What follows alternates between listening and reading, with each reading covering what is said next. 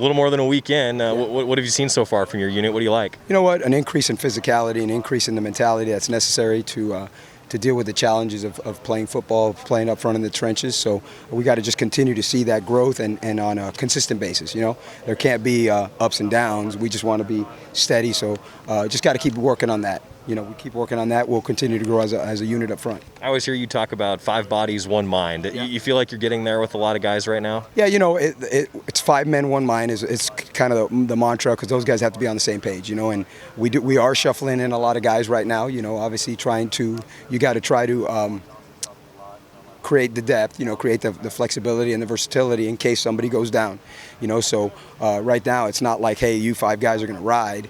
And so sometimes that communication, obviously, when you shuffle guys in and out, there's, you know, but they got to get used to it, you know, because you might have to do that during the course of a game.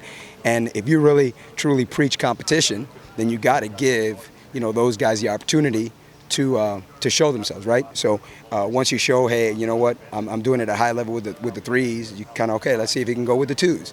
You put them with the 2s, okay, show they could do it with the 2s, okay, let's throw them in with the 1s. And then you're like, okay. You know, if he can hang with the 1s at our place, then okay, maybe he can hang with the 1s that the other opponents we're going to face. So that's kind of how you do it. You know, so there's a lot of shuffling around right now. So it's not like are we developing that cohesiveness, that communication? Yeah, we work on it on a daily basis, but we're not just riding with 5 guys. You know, we've got to be able to create that depth. We got to be able to create. Okay, if the starting right guard goes down, who are we going to slide over? You know, is it the backup right guard, or do you slide the right tackle there? And so that's what training camp is for. You know, training camp is for that. You know, right now we got a lot of guys that are playing in a right-handed stance and in a left-handed stance. It's something that we do in the winter, that we do in the summer. We kind of carry into fall camp, and then once we start getting about 10 days out from the game, then you start, from game 1 against Fresno State, then you start to say, okay, listen, are you going to take all your reps on the left side or right side? So that's still a little bit of ways. Last year, you guys were the youngest offensive line in the country. Yeah. I mean, just how different is it this year compared to last year, having some of the experience in your room? Well, it's good, you know, that you know, obviously their eyes are a year older. You know, their understanding of what we're doing and how we do it, you know, is a year older. You know, we talk about in our room that in order, a lot of guys say, hey, you know what, I want to come in and compete. And we say, no, that's the second step. The first step is knowing what to do, why to do it, and how to do it. And then knowing what to do, why to do it, how to do it at a real fast pace. Once you do that, then you can go compete. But as long as you're still slowly processing, hey, what do I have to do? Why do I have to do it? And how do I have to do it? You can't really just go and go compete, right? So that's what we try to tell them. We try to tell them, hey, when you know what to do, why to do, how to do it, and do it fast, now you'll be able to play fast. You'll be able to play fast. Now you can really go legitimately compete, you know? So because those guys have that 1 year, that group has that 1 year under their belt now, right? They're processing things a lot faster. They process the things a lot faster. You can play a lot faster on the field. You can play a lot more physical. You can play a lot with a lot more being sure of what you're doing. You know, so that's kind of where I see a lot of that growth happening. Talking about the coaching dynamic between you and Coach Cristobal, I think in the spring he said something along the lines of, you know, he's your graduate assistant. You know, you're running the show as far as the offensive line goes. You know, being there at practice and seeing what it's like with you guys, I feel like it's a pretty seamless transition. What's that dynamic like, the coaching dynamic like with you guys? Well, first of all, it's, you know, Coach Cristobal, Coach Barron, you know, Coach Woodle's involved off the field, but he's involved in it. You know, and myself, there's no ego. You know, I'm old enough now, right? I'm 51. You know, Coach, I'm not going to say his age, but we're about the same age. You know, we're beyond that. You know, we're beyond this being an ego deal, you know, about, hey, look at me, I'm the coach. I don't care. As long as we're getting our guys better, that's all that matters. And what it does, it benefits us. You know, when we do an individual drill, you guys go out to practice, you know, Coach will take a group, I'll take a group, Coach Barron will take a group, you know, Coach Bobby Williams will take another group, and now those guys are getting a bunch of reps and they're getting better. You know, and we're all on the same page. We all speak the same language. Obviously, it starts with Coach, right? He's the head football coach. I'm the offensive line coach. You know, and if he and I will go talk behind closed doors. Hey, Coach, you know, I think we should do this. He says, hey, we should do that. We come to an understanding, and whatever that's what happens. You know, and if there's ever a debate, he's the head football coach. We're gonna do what he feels most comfortable, because at the end of the day, this program, this offensive line unit is a reflection of him. You know, and it should be. So, I mean, we've known each other 37 years, okay? So we've known each other 37 years. So he and I are, if we weren't of like mind, of like DNA, of like beliefs and values, all right, we wouldn't be with each other.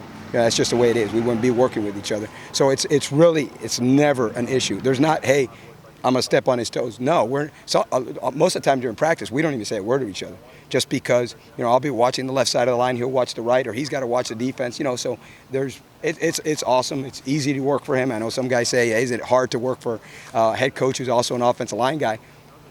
Not if he's got coach's personality and coach's values, and we're very like-minded. I believe he believes in power physical football. Well, so do I. So it's not like I believe in finesse and we should run this or run that. I believe in what he believes we need to run. So it's pretty easy. And then a lot of people I've talked to say it's just a crazy experience getting to break down film with you. What do you like about watching film? You kind of just love diving into that? What's that like for you? I love the technique, the fundamentals of playing the position of offensive line. Because I think that's how the kids get better. There's certain things that I love from an offensive scheme standpoint, but I'm not the offensive coordinator. So wherever I've ever been, if the offensive coordinator wants to do this, my job is to get it done. Now, the offensive coordinators I've been with, including Coach Moorhead, they'll let me get it done. However, I think and Coach thinks we need to get it done. But so I don't lost in that. Hey, you're going to run power. We're going to run veer. That's not my job. I'm not the offensive coordinator. I'll have suggestions, sure. But at the end of the day, your job as an assistant is to carry out the scheme beliefs of the head football coach and the offensive coordinator. So, but I love watching film. I love the individual, the fundamentals. We'll watch as much of our practice scheme as we will of our individual drills, And then what I do is I'll take the individual drills. I say, there it is. There's the individual drill in action in a team setting. Because it does you no good to drill stuff individual, and then when you go to combo drills or you go to drills against the defense, and then you go to team and you're not doing it, right? So what I try to do is you link them. Hey, these are the drills we're doing. There's that drill in action, So that's what I love doing to get those guys better. On game day on September 4th, I do not worry about the scoreboard. It's not my job. It's not my job to manage the scoreboard. It's not my job to manage the clock. It's my job to help our guys get better, So I'm like, when the right tackle comes out, hey, listen, on that inside zone play, you took the improper footwork. Your hands weren't where they're supposed to. Get the hands underneath. Because to me, that's how you get them better. So that's what I love doing. Sorry to repeat, Alex, but in terms of the twos, who are you looking at across the board? Is it Kings, Harp? Well, we were just talking about it, and right now we're rotating 12, 13 guys through, right? And because our job during training camp is to develop the depth that will allow us, if there are injuries, right? If there are injuries, how do we shuffle guys around? If guys aren't producing, how do we shuffle guys around? So right now, to me, it's like Coach Cristobal says, it's an organizational chart, right? Well, you gotta make it real. So when if you come out and watch our team periods and stuff like that, there'll be Stephen Jones today played right tackle, left tackle, and inside at guard, right? Because, why? Because of the fact that if somebody gets hurt, okay, what piece do you shuffle around? Moore was at tackle, was at guard. Dennis was the same way, So it provides us with that versatility. And then at the end of the day, we have a scrimmage tomorrow. We have another one a little bit down, right? And that's the closest thing to a game-like thing. How do you produce there? And then that's where you start developing that organizational chart. Starts to become a depth chart as the games approach. What is it like having just solid back after? It's awesome. It's awesome. He's a heck of a football player. Has played a lot of football. Played at Navarro Junior College. Has played here for us. So you're talking about a guy who was a veteran who was not around in the spring. He had to go home, take care of some stuff down in Hilo.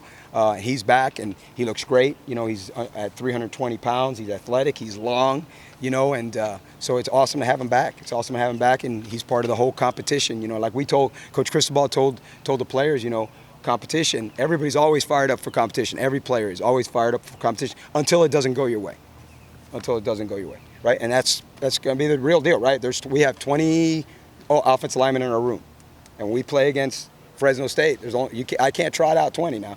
You trot out 5. So that's something that we're very open and blunt about it with our guys. There is going to be competition. At the end of the day, the best 5 guys are going to play. And if we have a 6th, a 7th, and an 8th guy to play, right?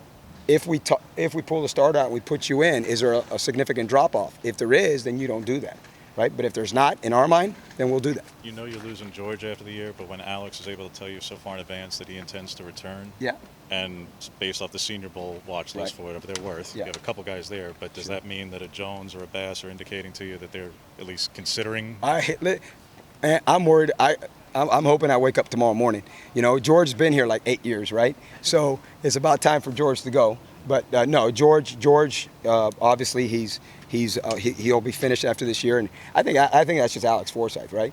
I think Alex Forsyth is a guy that he's going to get the most out of the University of Oregon, academically and athletically, and he should. And he should. That's what I think, in my opinion, that's what student athletes should do. And that's what he's going to do. And it's awesome to have him because I think he just loves being around. He loves leading, you know. So that's awesome. I have not, James, no BS. I have not talked about it with Walk. I have not talked about it with Bass. I didn't talk about it with Forsyth. I find out about Forsyth from you guys, from the media. That's how I find out. He said he told you, though. Al never told me. He told Coach after the fact. You know, he never told me, and it's great. I mean, love it. Love to have all those guys back. Love to have Bass back, Walk back. Love to have George get another waiver for another year. You know, so selfishly, but it's not the NFL. But so it's awesome, but it doesn't change. It doesn't change the decisions we make now. You know, and they know that, and they welcome that because they want to win. You know, they want to win. From a positional versatility perspective, how many are you confident could play all five? Well, all five. Well, not a lot of them can play. It is because of the center spot. The center spot is different. So we've got. Let's see. We have Forsyth can play center. Walk plays center. Dennis plays center. Harper's playing center. Rossi's playing center. So those guys, and Dawson Jaramillo. So we got 6 guys right now that can play center, which is a lot. And Jackson. Forgot about Jackson. So 7. We got 7 guys, you know, because we kind of just now are transitioning Harper there. So we got 7 guys. That's a lot. I remember my first year here, we had 2, right? We had Hansen and Throck, and they were both starting at the same time. So we have 7, so that's awesome. There's other guys that are just not centers, you know. Right. I would never think about putting George there. I would never think about just because it's not natural to him, you know. But as far as the other thing, you know, now, the one thing that all 20 of them can do is all 20 of them can play on the left side, they can play on the right side. You know, and I've said this since we got here, right? From January through camp, we do all our drills left-handed, we do all our drills right-handed. Every one of them. Now, when we get about 10 days out from the game, then we'll start, you know, the guys that are the starters, and you'll start focusing on that stance. The guys that are the backups, you don't have that luxury. The guys that are the backups, you've got to be able to go right-handed, left-handed, you know. So a kid like a Jonathan Dennis, he could play center for us, but he plays left guard for us. He also can play right guard for us, you know. And sometimes we actually throw him out at tackle. You know, the hardest part of my day, the longest part of my day, the thing that consumes my time the most is every day when I get the practice schedule, right? We'll have 4 team periods. And the 4 team periods, I write down, well, who's going to be with the ones, who's going to be with the twos, so that I make sure, right, that I need this guy to be with the starting group just in case something happens. You know, I need Logan Sagapulo yesterday. We put him with the ones for a little bit, right?